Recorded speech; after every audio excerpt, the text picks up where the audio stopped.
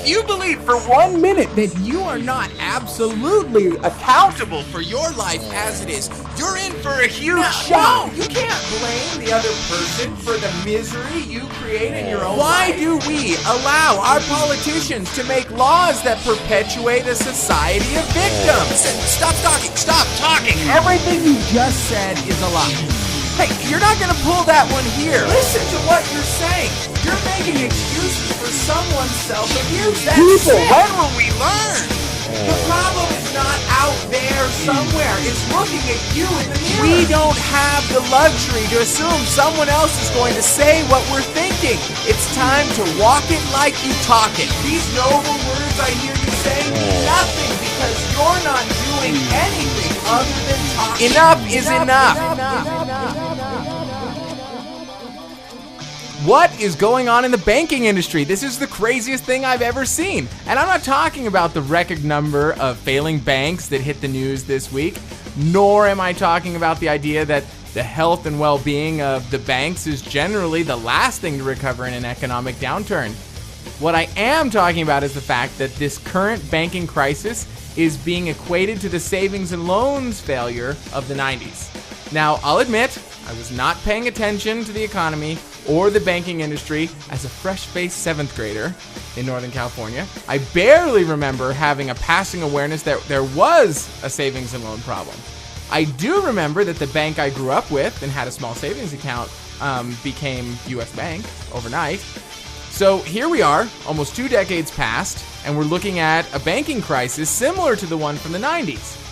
How is it that at this day and age, when we are still choosing to repeat our history and unwilling to see that the cause of this breakdown, along with all other breakdowns, comes directly from our unwillingness to see the signs and change direction? Now, there was a report this week that recommended the U.S. adopt international standards and protocols for handling natural disasters and the displacement of citizens in those events. The report throws the national government under the bus for the debacle of Hurricane Katrina and calls for new guidelines for the future. Now, I know on the surface, this seems like humanity learning from the past and insisting on new actions to cause different results, but it's not. It's actually more of the same, scapegoating and passing the buck. Sure, we can all look back and see that there were fundamental breakdowns in the response and actions of the state and the national officials. But how is giving the national government more responsibility and more accountability the answer? Now, on another similar but different topic is the end of the Cash for Clunkers program that happened this week. And lawmakers are patting themselves on the back for the 0.2% increase in consumer expenditures. They are so pleased with this program that they're looking to recreate the magic, quote unquote, with a cash for appliances program in the near future. Now, am I crazy? Am I the only one that sees that there is some madness happening here? How can we say that the economy is being stimulated when the so-called rebates and incentives that drove the economy up were the very same tax dollars paid to the government by the consumers who were taking advantage of them? That's right. The government seems to have stimulated a shift in the economy with an elaborate tax refund program. Why all the theatrics? How about just giving everyone back their money and letting them spend it as they want? Could it be so simple?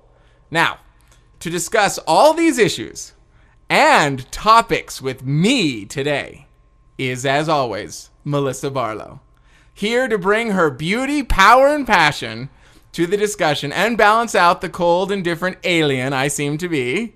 Hello, Melissa. Hello, Jason. How are you? I'm great. How are you? Are you excited? I'm very. Good show this week? Absolutely, always. Okay. Now, for those of you watching our video feed, you'll see Melissa, beautiful Melissa, is on the camera straight across from me. So you'll be able to see her beautiful, radiant face and probably her rolling her eyes as I say madness today. But at least she's here and supporting the cause of accountability that we've all come to expect in the world.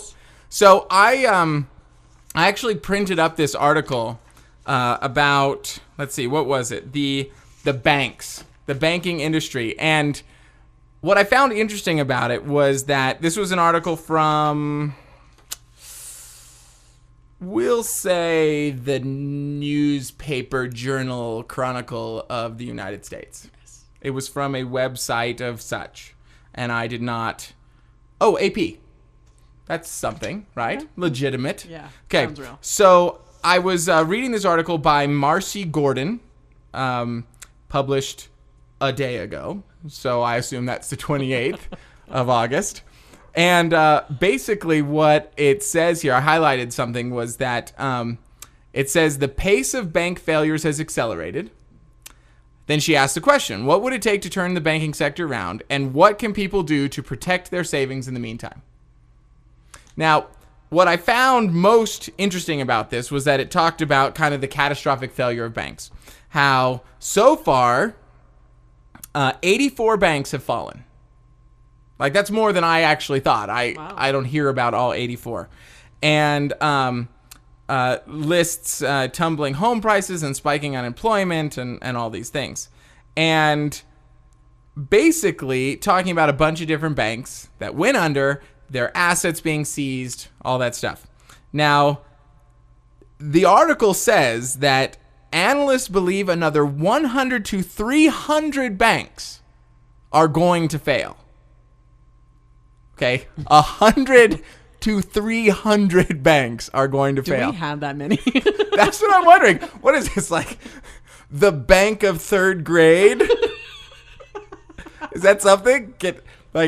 Is this like that Herbert the pervert on Family Guy has started some bank for muscly armed paper boys? So yes, that bank is probably going to fail, I imagine. And the key here is that the article says that this is the highest level of bank failures since the early 90s during the savings and loan crisis. Now, how is it that we can be now, at this day and age, having... Are you okay over there? I'm good. You still on the Herbert the pervert yes, bit? You can imagine the loan process. That's a muscly armed baby boy looking for a loan. Hope he doesn't find my FDIC strapped to my inner thigh.